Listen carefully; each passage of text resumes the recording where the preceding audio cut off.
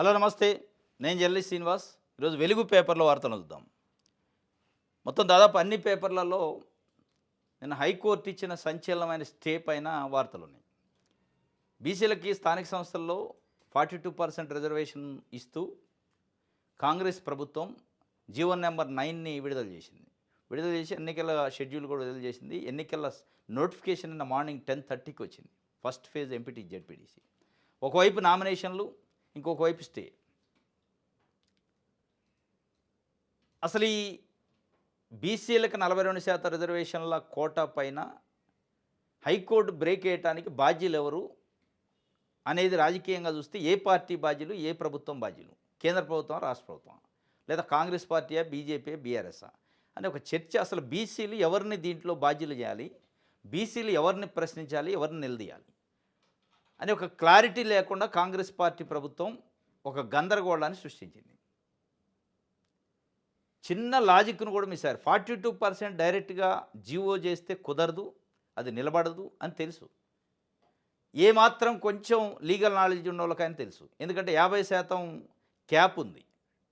50% లిమిట్ని supreme court 3 జడ్జిమెంట్లు ఇచ్చింది 50% limit కోసం. Indira Sawhney versus Union of India, Nagaraj versus Union of India, ఇంకోటి Ajit Singh case. ఈ 3 కేసుల్లో చాలా స్పష్టంగా రిజర్వేషన్లో ఎంత ఉండాలి, ఎట్లుండాలనేది, ఆ రిజర్వేషన్లో పెంచుకోవాలంటే ఏం చేయాలి అనేది కూడా చాలా క్లారిటీగా చెప్పారు. కానీ ప్రభుత్వం చిన్న చిన్న లాజిక్ను కూడా మర్చిపోయి ఈరోజు కనీసం అసలు వాళ్ళు చేసిన ప్రయత్నాన్ని కూడా వాళ్ళు చెప్పుకోలేని పరిస్థితిలో కాంగ్రెస్ పార్టీ పోయింది అనేది స్పష్టంగా అర్థమైంది. ఎవరు దీనికి బాధ్యులు, ఎవరు విలన్ అంటే ఎవరిని చెప్పాలో తెలవని పరిస్థితి బీసీలకు. ఈరోజు రాష్ట్ర బంద్కు పిలిపించారు. ఎవరిపైన రాష్ట్ర బంద్ అనేది కూడా తెలవని పరిస్థితి. అంటే బీసీలు 56% ఉన్న బీసీలకి 42% రిజర్వేషన్ ఇవ్వటానికి ఇన్ని తంటాలు, ఇంత తతంగమా? ఉన్న జనాభా ప్రకారం కదా, జనాభా కంటే తక్కువే. ఇంకా దానికోసం ఇన్ని మలుపులు, ఇన్ని వ్యవహారాలు, ఇన్ని రాజకీయాలు చేస్తారంటే ఎవరికి కమిట్మెంట్ లేదని స్పష్టంగా అర్థమైంది. మరి ముఖ్యంగా కాంగ్రెస్ పార్టీ అధికారంలో ఉన్న పార్టీకి బాధ్యత ఎక్కువ ఉంటుంది. వాళ్ళు ఎక్కడా కూడా బాధ్యతగా వ్యవహరించినట్టు, దీన్ని ఏదో ఒక రంగా ఇంప్లిమెంట్ చేయాలన్నట్టు చూసినట్టు కనిపించలే. మేము చేసినాం కానీ ఆపారు అనే ప్రయత్నం చెప్పటం కోసం చేసినట్టే ఉంది తప్ప ఇది ఎక్కడ అట్లా కనిపించట్లే. ఇప్పుడు బాధ్యులు ఎవరంటే ప్రధానంగా కాంగ్రెస్ పార్టీ అధికారంలో ఉంది రాష్ట్రంలో. వాళ్ళు హామీ ఇచ్చింది వాళ్ళు కాబట్టి వాళ్ళే బాధ్యులు. దానికి ఇక నిన్న బయటకు వచ్చిన తర్వాత కాంగ్రెస్ పార్టీకి సంబంధించి ప్రభుత్వంలో మంత్రులు బీజేపీ, బీఆర్ఎస్ కలిసి బీసీల నోటికాడి ముద్దను గుంజేశారు అంటున్నారు. ఎట్లా చెప్తారు అట్లా? మీరు ఇదే ప్రభుత్వం, అడ్వకేట్ జనరల్, ప్రభుత్వం తరఫున పేరైన అడ్వకేట్లు హైకోర్టులో ఏం చెప్పారు? యునానిమస్గా ఆల్ పార్టీస్ మద్దతు ఇచ్చినాయి 42% రిజర్వేషన్కి, కాబట్టి దాన్ని మీరు యాక్సెప్ట్ చేయండి అని కోర్టుకు అడిగారు. అంటే యునానిమస్గా అంటే బీజేపీ ఇచ్చింది, బీఆర్ఎస్ ఇచ్చింది, ఎంఐఎం ఇచ్చింది, సిపిఐ పార్టీ ఇచ్చింది, కాంగ్రెస్ ఇచ్చింది. మీరే చెప్పారు కోర్టులో.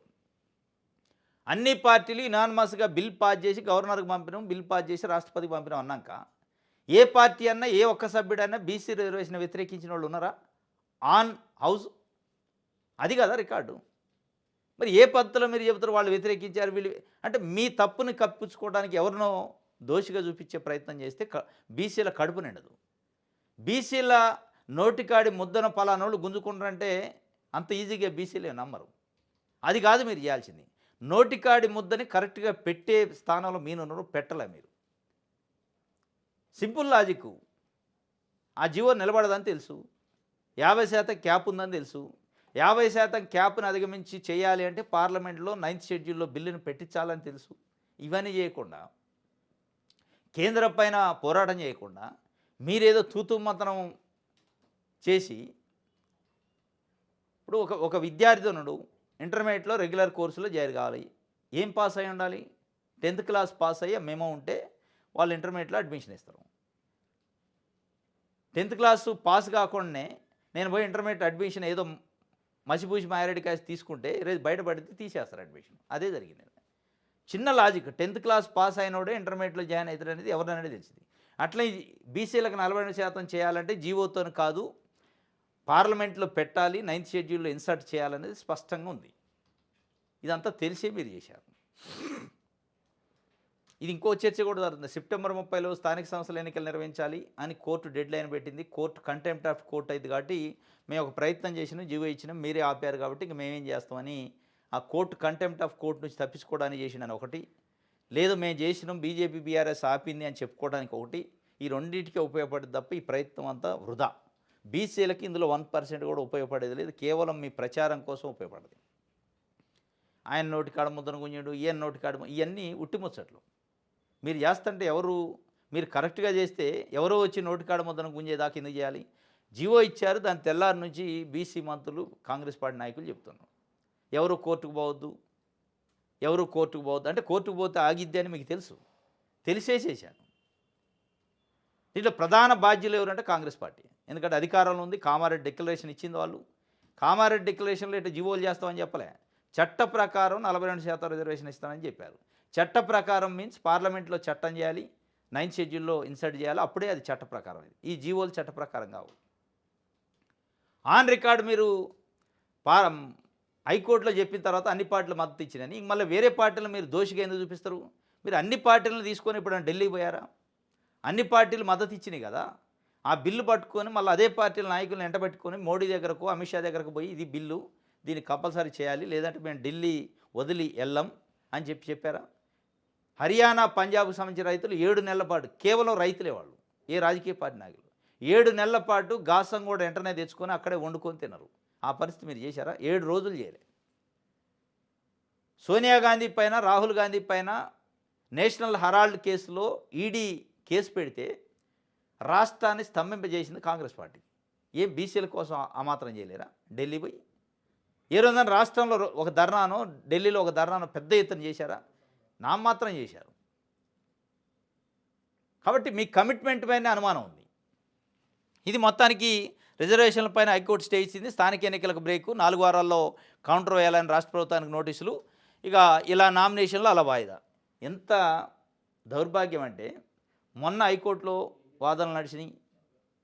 హైకోర్టులో వాదనలు వినిపించిన తర్వాత హైకోర్టు కొన్ని ప్రశ్నలు అడిగింది. గెజెట్ ఇచ్చారా, అభ్యంతరాలు స్వీకరించారా, డెడికేటెడ్ కమిషను ఇవన్నీ అడిగినప్పుడు రేపు ప్రభుత్వాన్ని తెలుసుకొని చెప్తున్నారు. రేపటికి వాయిదా పడ్డది. నిన్న వాయిదా పడ్డది తెలుసు. 2 గంటల 15 నిమిషాలకి హీరింగ్ ఉంటుంది. ఏం జరిగిద్దో అనేది ఒక అవగాహన ఉంది, అంచనా ఉంది. ఉన్నాక నోటిఫికేషన్ ఎందుకు ఇవ్వాలి? 10:30కి ఆపొచ్చుగా, ఏం కోంపలు మునుగుతున్నాయి. ఇట్లా నోటిఫికేషన్ ఇస్తే నోటిఫికేషన్ నామినేషన్ తీసుకుంటారు, అట్లా ఆగిపోయారు. అంటే ప్రభుత్వం అంటే ఎంత అవగాహన లోపంతో ఉంది అనేది స్పష్టంగా అర్థమైంది. ఇదంతా చూస్తే కావాలనే రేవంత్ రెడ్డి ప్రభుత్వానికి అసలు ఎన్నికలు జరగటం ఇష్టం ఉందా లేదా? స్థానిక సంస్థల ఎన్నికలు నిజంగా పెట్టాలని ఉందా ఆయనకి లేదా? లేదా 42% రిజర్వేషన్ నిజంగా ఇవ్వాలని ఉందా లేదా?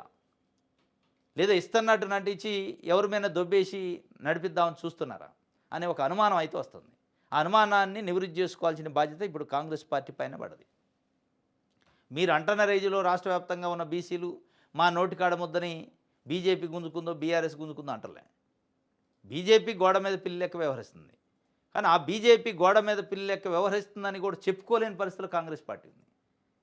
కేంద్రంలో ఉన్న బీజేపీ మేము ఒత్తిడి తెచ్చినాం, ఇక చేయట్లేదని చెప్పలేని పరిస్థితి. మీరు ఏదో జీవోలు చేసి కోర్టులకు పోయి కోర్టు చుట్టూ తిరుగుతుంటే మీరు ఢిల్లీ మీద, కేంద్రం మీద ఒత్తిడి తెచ్చారు? కేంద్రాన్ని ఇందులో బాధ్యురాలనే చేయలేకపోయారు. బాధ్యత గల ప్రభుత్వంగా కేంద్ర ప్రభుత్వం దీంట్లో ఉంది, వాళ్ళు చేస్తేనే అయిద్దని చెప్పుకునే పరిస్థితి లేదు. మేము చేస్తున్నాం, జీవో ఇస్తున్నాం అని చెప్తారు. బీజేపీ, బీఆర్ఎస్ బీసీ ద్రోహులు, బీసీ నోటికాడి ముద్దన ఆ పార్టీలు లాక్కుంటున్నాయి. కోర్టులోనే వాళ్ళు మద్దతు ఇచ్చారని చెప్తారు, ఏడా లాక్కుంటున్నారు. లాక్కోవడం అంటే అసెంబ్లీలో మీకు మద్దతు ఇవ్వలేదా? లెటర్ ఇవ్వలేదా? ఇచ్చారు కదా, ఇంకా మళ్ళీ లాక్కునేది ఎక్కడిది? రిజర్వేషన్ల కోసం మేము ఢిల్లీలో పోరాడినప్పుడు తోక ముడుచుకొని కూర్చున్నాయి. మీరు ఆన్ హౌజు అసెంబ్లీలో రేవంత్ రెడ్డి గారు చెప్పిన అన్ని పార్టీలను తీసుకొని పోతాడు. మీరు ఒక్కరిని పోవాలి, అన్ని పార్టీలను పట్టకపోతే డెలిగేషన్ ఆల్ పార్టీకి ధర్నాకి రాకపోయారు. ఆల్ పార్టీని ప్రభుత్వం దగ్గరికి తీసుకెళ్ళి అఫీషియల్గా తీసుకుపోతే బాగుండేది కదా, తీసుకోలేదు కదా. బగ్గుమన్న బీసీ సంఘాలు బీఆర్ఎస్ దొంగదారిన పిటిషన్లు వేసిందని ఫైరు, బీజేపీ అడుగడుగున అడ్డుకుందని ఆగ్రహం. రాష్ట్ర వ్యాప్తంగా పలుచోట్ల కోర్టు తీర్పు కాపీలు దహనం. ఇది ముమ్మాటికి బీసీ వ్యతిరేక శక్తుల పనే. జాజుల గవర్నర్ ఆమోదం లేకపోవడం వల్లే స్టే వచ్చిందని వ్యాఖ్య. నేడు రాష్ట్ర వ్యాప్త ఆందోళనలకు పిలుపు. ఇది బగ్గుమందట బీసీ ఎవరి మీద బగ్గు అంటున్నారో తెలియని పరిస్థితి. ఇప్పుడు ఎవరి మీద అసలు బగ్గు అనాల్సింది? హైకోర్టు మీదనా, గవర్నర్ మీదనా, రాష్ట్రపతి మీదనా, బీజేపీ కేంద్ర ప్రభుత్వం పైన, రేవంత్ రెడ్డి ప్రభుత్వం పైన? ఏ పార్టీకి కూడా ఎవరిని ఏ పార్టీని బాధ్యం చేయాలి, ఏ నాయకుడిని బాధ్యం చేయాలో ఒక తెలవని గందరగోళంలో బీసీ సంఘాలు కూడా ఉన్నాయి. అసలు వాళ్ళు జీవో చేసినప్పుడే బీసీ సంఘాలు వ్యతిరేకించారు. జీవో ఏంటి, మాకెందుకు జీవో, తమిళనాడు తరహాలో మాకు చేయండి అని మీరు ఎక్కడా డిమాండే చేయలే. ఈరోజు వచ్చి బీజేపీ, బీఆర్ఎస్ లేదా కాంగ్రెస్ అని మీరు ఎట్లా విమర్శిస్తారు? జియో నెంబర్ 9 చేసిన రోజు మీరు విమర్శించాల్సింది, కట్టడి చేయాల్సింది, ప్రభుత్వాన్ని ఆపాల్సింది. ఈ జీవోలతో మాకు కాదు, చట్టబద్ధంగా ఇస్తున్నారు, చట్టబద్ధంగానే పార్లమెంట్లో బిల్లు పెట్టి 9th షెడ్యూల్లో పెట్టిన తర్వాత మాకు ఇవ్వండి తప్ప ఈ తూతూ మంత్రంతో చింతకాయలు రాలవని చెప్పుంటే బాగుండేది. అది చెప్పలే. ఆ జీవో ఉండదని మీకు తెలుసు. గవర్నరు బిల్లుకి ఆమోదం తెలపలేదు కాబట్టి ఇక్కడ కోర్టులో పోయిందంటే బిల్లు ఆమోదం తెలిపేటట్టుంటే తెలుపుతుంది. తెలపాలి అంటే కాన్సెంట్ ఉండాలి పార్లమెంట్ది, తెలపాలంటే రాష్ట్రపతి కాన్సెంట్ ఉండాలి. ఇది ఏది లేకుండా మేము జీవో ఇచ్చినాం కాబట్టి, వాళ్ళు జీవో ఇచ్చారు కాబట్టి దానికి బీజేపీ, బీఆర్ఎస్ అడ్డుపడదని సింపుల్గా చెప్పి త్రూ అవుట్ చేసే పరిస్థితి ఉంటే ఎట్లా?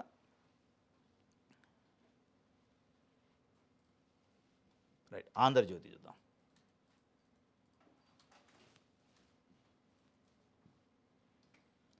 స్థానిక ఎన్నికలకు బ్రేకు, 42% రిజర్వేషన్ల జీవోపై హైకోర్టు స్టే, 50% మించరాదనే వాదనతో ఏకీపించిన న్యాయస్థానం. సుప్రీం తీర్పు మేరకు బీసీ బిల్లును ఆమోదించినట్లే అని ప్రభుత్వం చెబుతుంది. మొత్తం స్థానికే ఒక జీవోకే బ్రేక్ కాదు, స్థానిక ఎన్నికలకు కూడా బ్రేక్ వేసింది. హైకోర్టు కూడా వాస్తవంగా ఎన్నికల నోటిఫికేషన్ వచ్చాక ఇంటర్వ్యూని కాదు, ఇంటెన్షనల్గా ఇంటర్వ్యూన్ అయింది. కేవలం జీవో పైన స్టే ఇస్తారనుకున్నారు. జియో పైన స్టేతో పాటు నోటిఫికేషన్లో స్టే ఇచ్చింది. ఎందుకు ఇచ్చిందంటే notification on the basis of 42% reservation. 9th GO ప్రకారం నోటిఫికేషన్ ఇచ్చారు కాబట్టి ఇక నోటిఫికేషన్ అసలు కోర్టు సస్పెండ్ చేసినా చేయకపోయిన నోటిఫికేషన్ ఆటోమేటిక్ డిఫాల్ట్గా సస్పెండ్ అయ్యేది. వాళ్ళు నోటిఫికేషన్ ప్రకారం 42% ఇచ్చారు. ఆ జియోనే లేనప్పుడు ఆ నోటిఫికేషన్కి అర్థం ఉండదు కాబట్టి మొత్తానికి నోటిఫికేషన్ పోయింది, ఇది పోయింది. బీఆర్ఎస్ చెలో బస్ భవన్ ఉద్రిక్తం, సిటీ బస్సులో ఛార్జీల పెంపుకు నిరసనగా కార్యక్రమం. ఆర్టీసీ బస్సుల్లో ఆర్టీసీ క్రాస్ రోడ్డుకు ఆ పార్టీ నేతలు, కాలినడకన బస్ భవన్కు ఆర్టీసీ ఎమ్మడికి వినతిపత్రం. బస్సులు రాకపోకలు అడ్డుకునేందుకు పార్టీ శ్రేణులు యత్నం, పలువురిని అదుపులోకి తీసుకున్న పోలీసులు. మొత్తానికి బీఆర్ఎస్ నిన్న అంటే సిటీ బస్సులలో సిటీ బస్ ఛార్జెస్ పెంచినందుకు నిరసన వ్యక్తం చేశారు. ఎండీని కలిశారు, ఆర్టీసీ బస్సులో ప్రయాణం చేశారు. ప్రయాణం చేసి ఆయన కేటీఆర్ బయటకు వచ్చి చెప్పిండు సర్కారు పైన ఛార్జ్షీట్ విడుదల చేస్తామని. సర్కారు పనులపైన ఛార్జ్షీట్ విడుదల చేస్తారట. దానికి సంబంధించి ఒక వార్తనిచ్చారు. నకిలీ లెక్చరర్లు తప్పుడు ధృవీకరణ పత్రాలు సమర్పించిన జూనియర్ లెక్చరర్లుగా క్రమబద్ధీకరణ పొందిన 700 మంది. వరంగల్ ఆర్జేడీ నేతృత్వంలోని కమిటీ నిర్ధారణ.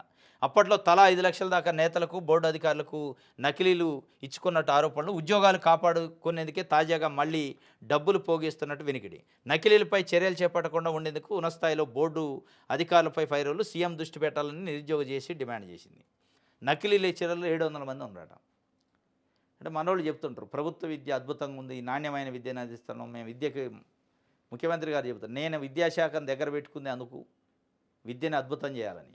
ఇగో ఈ అద్భుతాలే. 700 మంది నకిలీ లెక్చరర్లు ఉన్నాక, అంటే క్వాలిఫైడ్ లెక్చరర్లు లేరు, 700 మంది నకిలీ ధృవపత్రాలతోనే సర్టిఫికేట్లతోనే ఉద్యోగాలు పొందాక వాడు ఏం చదువు చెప్తారు? ఆయన చెప్పే చదువుతోని ఈ పిల్లలు ఎక్కడ ఉద్యోగాలు చేయాలి? వీళ్ళకి ఎట్లా వస్తుంది చదువు? ఇదనమాట మన ప్రభుత్వం. 700 మంది, ఒకళ్ళు కాదు, ఇద్దరు కాదు, 700 మంది నకిలీ సర్టిఫికేట్లతో ఉద్యోగాలు పొందుతుంటే మన యంత్రాంగం ఎడిపోయింది, మన ఇంటర్మీడియట్ బోర్డు ఎడిపోయింది, అందులో ఉన్న అధికారులు ఎడిపోయారు, స్క్రూటినీ ఎడిపోయింది, వెరిఫికేషన్ ఎడిపోయింది. ఏది లేదన్నట్టు, సింపుల్ ఏది లేదు. వాళ్ళ ఉద్యోగాల కోసమే ఆ బోర్డు ఉంది, వాళ్ళ ఉద్యోగాల కోసమే లెక్చరర్లు చేస్తారు, విద్య కోసం చేయట్లే. అంటే పిల్లలకి చదువు చెప్పడానికి ఉద్యోగం చేయట్లే, వాళ్ళ భుక్తి కోసం, వాళ్ళ ఉపాధి కోసమే ఉద్యోగం చేస్తారు. ఎడ్యుకేషన్ని ఉన్నత ప్రమాణాలతో చెప్పడం కోసం విద్యా వ్యవస్థ లేదు, ఇంటర్మీడియట్ బోర్డు లేదు, అందులో ఉన్న లెక్చరర్ లేదనేది స్పష్టంగా అర్థమైంది.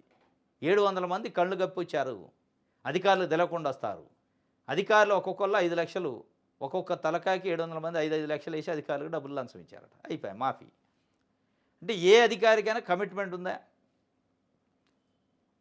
ఏ అధికారికైనా కనీసం కమిట్మెంట్ ఉందా? ఇట్లాంటి నకిలీ ధృవపత్రాలతో ఉద్యోగాలు చేసేటోళ్ళు ఏం చదువు చెప్తారనేది కనీసం ఉందా? పేద పిల్లల చదువు పైన, వాళ్ళ జీవితాల పైన, వాళ్ళ భవిష్యత్తు పైన ఎంత కన్సర్న్ ఉందో అర్థమవుతుంది. ఇప్పటికైనా దీనిపైన చర్యలు తీసుకోవాలని నిరుద్యోగ చేసి డిమాండ్ చేసింది.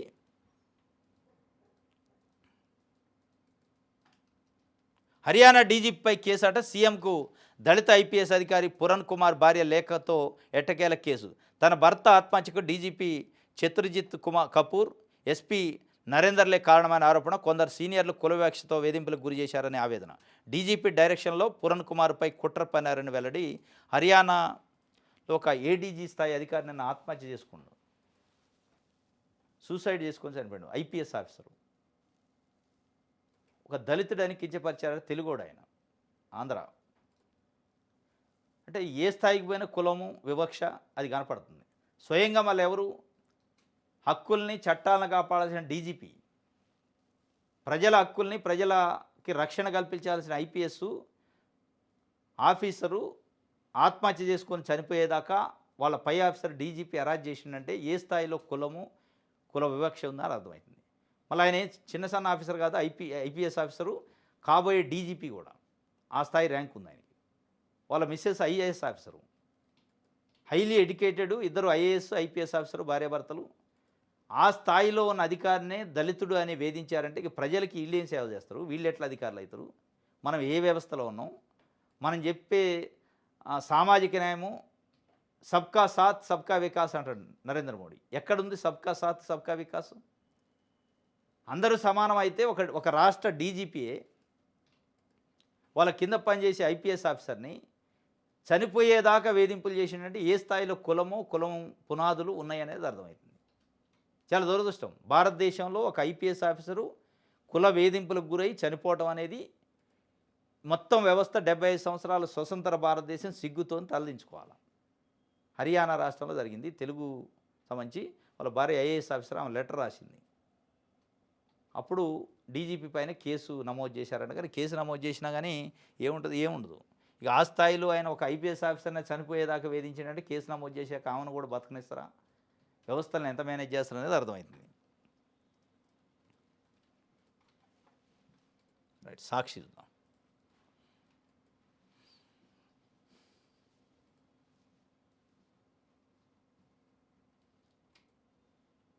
రైట్, స్థానిక ఎన్నికలకు బ్రేకు, ఎన్నికల నోటిఫికేషన్పై స్టే విధిస్తూ హైకోర్టు ఆదేశాలు. ఈ బ్రేక్ పడ్డది తెలుసు. బ్రేకు ఎందుకు పడ్డది, ఏం కథ, ఎవరు కారణం అంటే ఎవరుని నిందించాలో తెలియని పరిస్థితి బీసీలో ఉంది. ఇప్పుడు అసలు ఏంటిగా లోకల్ బాడీ ఎన్నికల పరిస్థితి ఏంటనేది పెద్ద ప్రశ్న. గ్రామాలలో ఎన్నికల నిర్వహించకపోవటం వల్ల కేంద్రం నుంచి రావాల్సిన గ్రాంట్లు, నిధులు ₹1 రావట్లేదు. గ్రామాలలో గ్రామ పంచాయతీ సెక్రటరీలు అయితే వాళ్ళ పరిస్థితి అగమ్యగోచరం. వాళ్ళ జేబులో పైసలతోనే గ్రామ పంచాయతీని నిర్వహిస్తారు. ఇప్పుడు ఆ చెత్త తీసుకెళ్లే ట్రాక్టర్లకు డీజిల్ పోసే పైసలు కూడా లేని పరిస్థితి వీళ్ళ జీతాల్లోంచి ఇస్తారు. ఒక్కొక్క సెక్రటరీ 3 నుంచి 5 లక్షలు అప్పులు చేసి గ్రామ పంచాయతీ కోసం ఖర్చు పెట్టారు. ఇక రేపు మాపై ఎన్నికలు జరుగుతాయేమో, ఎన్నికలు జరిగితే ఆ నిధులను రిలీజ్ అయితే అప్పుడు మన డబ్బులు మనం రికవరీ చేసుకోవచ్చు అని. ఆ ఎన్నికలు జరిగేటట్లేదు, ఎప్పుడు జరుగుతాయో తెలియదు. మొన్నటి వారికి సర్పంచులు బిల్లు రాక ఆత్మహత్య చేసుకున్నారు. ఇప్పుడు సెక్రటరీల పరిస్థితి కూడా అదే పరిస్థితికి వచ్చే అవకాశం ఉన్నట్టు అనిపిస్తుంది. చాలా దుర్భరమైన దారుణమైన పరిస్థితి. ఇప్పటివరకు ప్రభుత్వం నిర్వహించినట్టు చేస్తుంది, నిర్వహించలేని పరిస్థితి. రేపో మాపో అని ప్రభుత్వ అధికారులను ఉరుకులు పరుగులు పెట్టిస్తున్నారు. ఓటర్ లిస్ట్ అని అదని ఇదని అయిపోయింది, ఇక జరిగినట్టే అని ఆఫీసర్లు అనుకుంటున్నారు. పాపం చివరిదాకా వచ్చాక ఆగిపోతుంది. వాళ్ళ పరిస్థితిని గమనించి గ్రామ పంచాయతీలు, గ్రామాల పరిస్థితిని గమనించి ముఖ్యమంత్రి రేవంత్ రెడ్డి గారు ఇప్పటికైనా సెంట్రల్ ఫండ్స్ ఆగినాయి కాబట్టి ఆ మేరకు ప్రభుత్వం, రాష్ట్ర ప్రభుత్వం నుంచి అయినా వాళ్ళకి కొంత అసిస్టెన్సీ ఇవ్వాలి, ఆర్థికంగా వాళ్ళని ఆదుకోవాలి. ఆదుకుంటే గట్టెక్కుతారు. లేదంటే సెక్రటరీల పరిస్థితి, గ్రామాల పరిస్థితి అగమ్యగోచరంగా ఉంది. ఇది ప్రభుత్వం పైన వ్యతిరేకత వచ్చే అవకాశం కూడా ఉంది. ఈ బ్రేకు ఏం జరగబోతుంది, మరి ఈ ఎన్నికల పరిస్థితి ఏంటి అంటే ఒకటే ఆప్షను, సుప్రీంకోర్టుకు అప్పీల్కి పోద్ది రాష్ట్ర సర్కారు. ఇక అప్పీల్కి పోతే అది అయిద్ది అంటే అక్కడ కూడా సుప్రీంకోర్టులో కూడా యాజ్ ఇట్ ఈజ్గా దాదాపు ఇప్పుడు హైకోర్టులో ఏమి ఇచ్చిందో అదే ఇచ్చే అవకాశం ఉంది. 99%. ఇక 1% మిరాకిల్ జరిగితే జరగచ్చు, కానీ 42% రిజర్వేషన్ చెల్లదు అనే ఇస్తుంది. 42% రిజర్వేషన్ ఇవ్వడానికి మేము వ్యతిరేకమని కోర్టు చెప్పదు. ఇచ్చే ప్రొసీజర్ ఇది కాదని చెప్పింది. ఆ ప్రొసీజర్ ఏంటి అంటే పార్లమెంట్లో పెట్టండి, 9th షెడ్యూల్లో పెట్టించి తీసుకురండి అంటది. అది తీసుకొచ్చినప్పుడు కోర్టులు ఇంటర్వ్యూని కావు. అది చేయకుండా మళ్ళీ మీరు సుప్రీంకోర్టుకు అప్పీల్కి పోయినా ఫలితం ఇదే వస్తుంది. కాబట్టి టైం వేస్ట్ చేయకుండా పార్లమెంట్లో పెట్టేదానికి ఒత్తిడి చేయాలి. మరి ఆప్షన్ తీసుకోదు రేవంత్ రెడ్డి ప్రభుత్వం. రేవంత్ రెడ్డి ప్రభుత్వం ఏ కాడికి బీజేపీ పైన కేంద్రం పైన ఫైట్ చేసేదానికంటే కూడా ఇక్కడ రాష్ట్రం పరిధిలోనే చేస్తున్నారు తప్ప ఢిల్లీ పరిధిలో చేయట్లేదు. ఇప్పుడు లోకల్ బాడీ ఎన్నికల పరిస్థితి ఏంటంటే ఎన్నికలు ఇప్పట్లో జరిగే అవకాశాలు అయితే కనిపించలే. జరగాలి అంటే ఒకటే మార్గం, కాంగ్రెస్ పార్టీ పరంగా మేము 42% ఇస్తాం, మేము కామారెడ్డిలో చెప్పినట్టు చట్టబద్ధంగా ఇవ్వలేని పరిస్థితులు ఉన్నాయి కాబట్టి ఇవ్వము అని చెప్పి చేతులు ఎత్తేసే తప్ప ఎన్నికలు జరగవు. చేతులు ఎత్తేసి ఎన్నికలు పెడితే ఇక అప్పుడు ఎన్నికలు జరుగుతాయి. ఇక లేదు వాళ్ళు ప్రెస్టేజ్ కూడా మేము కామారెడ్డికే కట్టుబడి ఉన్నాం, ఇవ్వటానికి ప్రయత్నం చేస్తామంటే ఈ ప్రయత్నం తప్ప ఆ ఫలితం లేని ప్రయత్నం ఇది. ఒక ప్రయత్నం చేస్తే దానికి ఫలితం ఉండాలి. ఫలితం ఉండదు అని తెలిసి ప్రయత్నం చేయటం అంటే అది రాజకీయం కోసం చేయటమే. ఫలితం లేని ప్రయత్నం చేయొద్దు. ఫలితం ఉండే ప్రయత్నం పార్లమెంట్లో పెట్టేయటం తప్ప ఇంకోటి కాదు. కాబట్టి మీరు ఏ అప్పీల్కి పోయినా ఏది జరిగినా ఆ ప్రయత్నం అంతా ఫలితం లేకుండా పోద్ది. మీరు ఫలితం ఉండాలంటే ఒకటి పార్లమెంట్లో ఒత్తిడి చేసి పెట్టించాలి, లేదంటే పార్టీ పరంగా ఇచ్చి ఎన్నికలు పెడితే అప్పుడు నడుస్తుంది తప్ప ఈ రెండే మార్గాలు.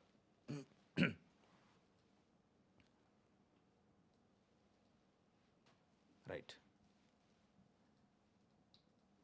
ఆంధ్రప్రదేశ్ స్థానిక ఎన్నికలకు బ్రేకు, ఊహించని పరిణామంతో అవాక్కు రాజకీయ ప్రకమం. ఊహించింది అక్కడ, ఇది ఊహించింది అనేది లేదు. వాస్తవంగా 100కు 90 మంది ఊహించిందే ఇది జరిగిద్దని వాళ్ళకి తెలుసు. ముఖ్యమంత్రి గారితో సహా అందరికీ తెలిసిందే, దాంట్లో తెలవదంటానికే లేదు. రాజీ పడం వదలం. ఈ రాజీ పడం వదలం అంటే రాజీ ఎవరితో పడాలి? మీరు నరేంద్ర మోడీ దగ్గర రాజీ పడకుండా ఉంటే సమస్య పరిష్కారం అయింది. నరేంద్ర మోడీ దగ్గర రాజీ పడి ఇక్కడ మాట్లాడితే ప్రయోజనం లేదు. అక్కడ మీరు మాట్లాడాల్సింది దగ్గర మాట్లాడాలి, జబ్బుకు తగ్గ మందు వేయాలి తప్ప జడ్పీటీసీ ఎంపీటీసీ ఎన్నికల నోటిఫికేషన్ పైన స్టే, ఎన్నికల ప్రక్రియ నిలిపివేత, కోడ్ ఎత్తివేత. కోడ్ మొత్తం పోయింది, ఇంకెక్కడ కోడ్?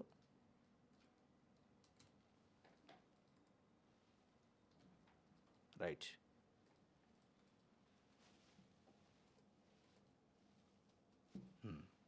నమస్తే తెలంగాణలో రేవంత్ పగ, బీసీలకు దగ. బీసీ కోటా జీవో 9పై రాష్ట్ర హైకోర్టు స్టే, స్థానిక సంస్థల ఎన్నికల నిలుపుదల, చెల్లని జీవోతో చిల్లర రాజకీయం, బడుగుల బతుకులతో కోటా చెలగాటం. న్యాయ సమీక్షకు నిలబడదని తెలిసే 42% రిజర్వేషన్పై కాంగ్రెస్ సర్కార్ ఆట, అభ్యంతరాలను పట్టించుకోకుండా 22 నెలలుగా డ్రామా, రాజకీయ లబ్ధిపైనే దృష్టి పెడతారు అని చెప్పి ఉదయం నామినేషన్, సాయంత్రం స్టే. ఇప్పుడు ఏం చేద్దాం, సర్కారు మల్లగొల్లాలి, ఏం చేసినా ఏం లేదు, ముఖం ఎట్లా చూపాలని కాంగ్రెస్ వాళ్ళు అనుకుంటున్నారట. ఏం చేసినా ఏం లాభం లేదు. ఇదంతా నష్ట నివారణ కావాలంటే ఢిల్లీలో బీసీ సంఘాలు అన్ని పార్టీల నాయకులు తీసిపోయి వారం ఉంటారా 2 వారాలు ఉంటారా అక్కడనే కూర్చొని కదలకుండా కూర్చుంటే సమస్య పరిష్కారం అయ్యేది ఉంటాయి. లేదంటే కనీసం మీకు ఆ పేరు అన్న ఉంటుంది, చేశారు పని అని. సర్కారుపై ఛార్జ్షీటు, ఆర్టీసీ ఛార్జీలపై బీఆర్ఎస్ పోరు, చలో బస్ భవన్తో అల్టిమేటం, సంస్థ ప్రైవేటీకరణకి కాంగ్రెస్ కుట్ర, ఆర్టీసీ ఆస్తుల్ని అమ్మేసేందుకు పథకం, ఒకవైపు బస్ ఫ్రీ, మరోవైపు లూటీ, పెంచిన ఛార్జీలు తగ్గించకపోతే ఆందోళన తీవ్రతరం చేస్తామని కేటీఆర్ చెప్పిండు. ఛార్జీలతో దొంగ దెబ్బ అని హరీష్ చెప్తుండు. ఇది బీసీలకు వెన్నుపోటు పొడిచారని బీఆర్ఎస్ చెప్తుంది. లేదు బీఆర్ఎస్ఏ పొడిచిందని వీళ్ళు చెప్తారు. రైట్. ఇది నమస్తే తెలంగాణ. రేవంత్ పగట బీసీలకు దాగా అయిందట. బీఆర్ఎస్ బీజేపీలను బీసీలు క్షమించరు, కాంగ్రెస్ని క్షమిస్తారు. ఎవరిని క్షమించరు, ఎవరికీ లేదు కమిట్మెంట్. బీఆర్ఎస్ బీజేపీలను క్షమించరాడు, మిమ్మల్ని ఎట్లా క్షమిస్తారు? అది పునాది లేని జీవో ఇచ్చి, బలం లేని జీవో ఇచ్చి, ఇక బీసీలు కొట్టుకోండి అని మీరు చెప్పి మీరేదో చేసినట్టు మీరు కరెక్ట్ జీవో ఇస్తే ఎందుకు నిలబడదు? ఫ్యూచర్ సిటీకి, ఫోర్త్ సిటీకి నిలిచే జీవోలు, అమెండ్మెంట్లు దీనికి ఎందుకు లేవు? ఈడబ్ల్యూఎస్ కోటాకి ఉన్న నిబంధనలు దీనికి ఎందుకు లేవు? అంత పగడబందికి ఎందుకు చేయలేకపోయారు? మీరు అనుకున్నవి ఫార్మా కంపెనీలకు వాటికో ఇటుకో భూములు రైతుల నుంచి బలవంతంగా గుంజుకోవడానికి ఇచ్చే జీవోలు నిలబడతాయి. కానీ బీసీలకు 56% అన్న బీసీలకు 42% రిజర్వేషన్ మీరన్న కమిట్మెంట్ ప్రకారం, మీరన్న హామీ ప్రకారం ఇవ్వాలంటే జీవోలు నిలబడకుండా చేస్తారు. దానికి మళ్ళీ బీజేపీ బీఆర్ఎస్ ద్రోహులు క్షమించరు, ఎవరిని క్షమించరు, కాంగ్రెస్తో సహా క్షమించరు.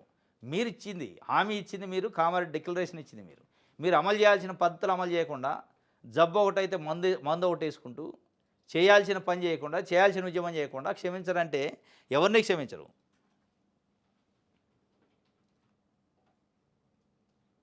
ఇది ఈరోజు న్యూస్ అనాలిసిస్. రేపు తాజా వార్తలతో తిరిగి కలుసుకుందాం. Thank you.